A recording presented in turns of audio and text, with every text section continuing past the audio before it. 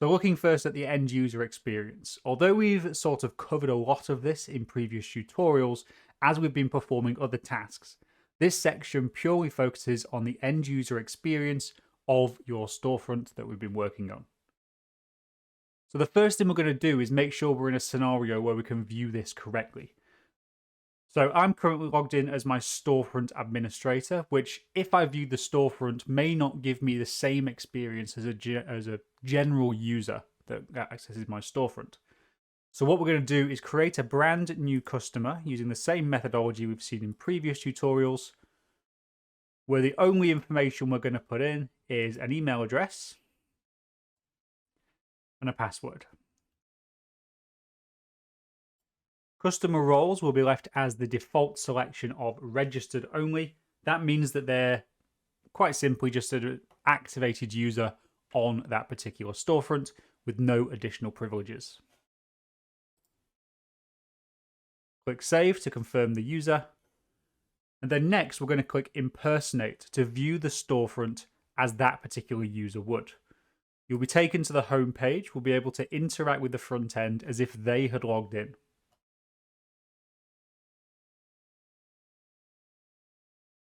So as you're impersonating a registered user, you will not have the admin button available on the top right to actually get back to the admin area. You will, however, see a character icon here indicating that you are currently impersonating this user. Hovering over the My Account drop-down will also give you the ability to finish the impersonation. Now, of course, this is only because you are impersonating your end users when they log in, wouldn't necessarily see this.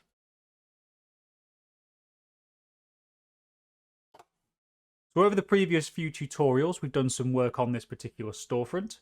What we're going to do now is just select, configure, and add different products to our basket. Now we've created a significant selection of different scenarios to experiment with. This is such as different product types. So we've got stock products, we've got sample PDF products, we've tried mega edit products. We've also got a selection of products available on the home page. We've got categories available on the home page, products available through the search feature, which is up in the top right. We've also seen that we can add different quantities of products and we can configure products via mega edit. So we'll investigate a few of these possibilities, add a few things to our basket, and then we'll head over to our basket where we can see details of the work that we've done.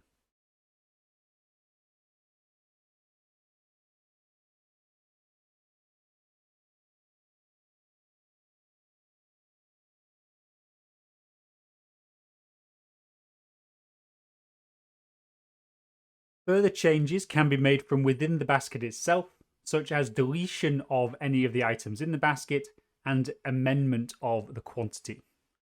If it's a product such as a mega edit product, you have got the ability to edit design as well, which will take you back to the mega edit editor to further modify the product. For other product types, you have the ability, for example, such as edit options, which will take you to a page, a quote page essentially, where you can change the details of that particular product you've added to the basket.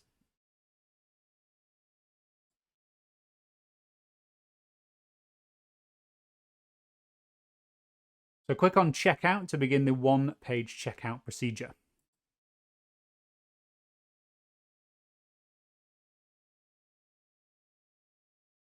So the new user will not have any registered addresses. Enter a billing address details to continue with the checkout. A checkbox is also available at the bottom of this section to use the same address for delivery. Once this has been entered for the first order, that information will be saved with the customer's account, and they'll then be able to use that for future orders as well.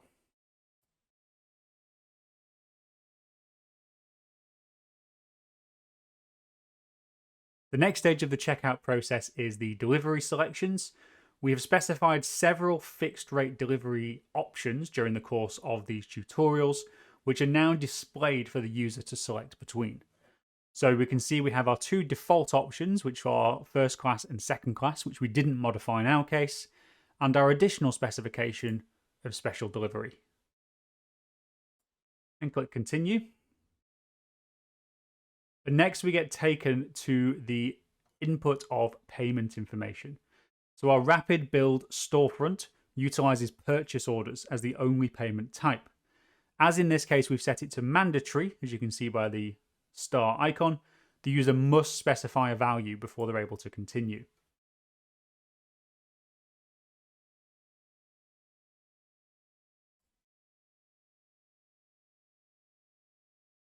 The final stage of the one-page checkout process is to review the order summary. This will show you details of the order content, plus details on pricing, taxes, etc. We can see at the bottom here, we have the subtotal of the basket items, delivery price, an additional fee in this case from the selection of the purchase order, VAT, and then a total price.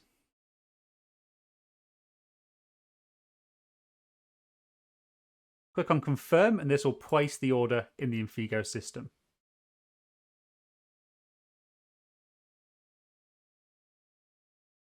Your customer will then be taken to an order confirmation page.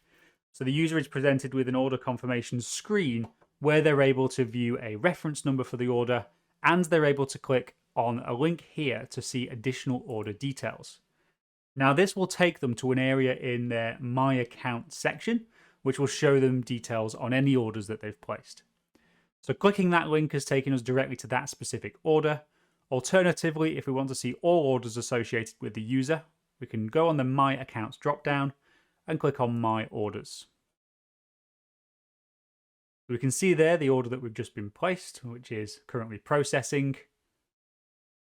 I can click to see more details, which is the individual state of the products within the order, and we can see some additional details.